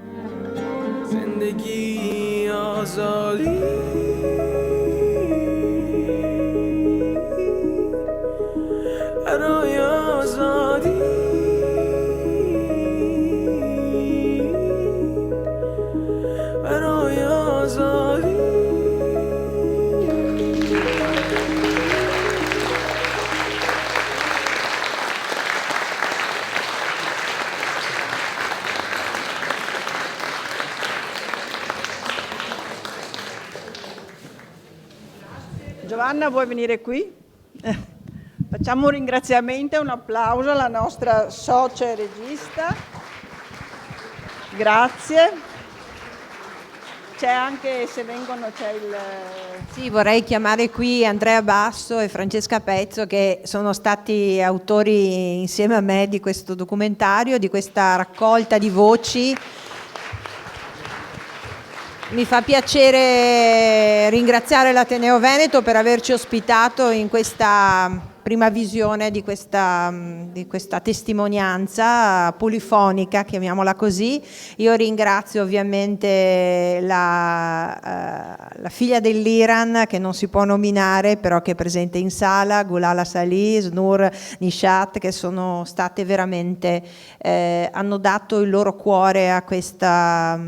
e voce a questa intensa necessità di chiedere diritti e di lanciare come un ponte di solidarietà da Venezia, che lo ricordiamo è una città che ha una storia antichissima di incroci di civiltà, e quindi che da Venezia la loro voce vada verso le tante donne e tanti uomini che in Iran in questi giorni, in queste ore stanno sacrificando, stanno lottando, vengono arrestate per chiedere la loro libertà, per ottenerla, è fondamentale.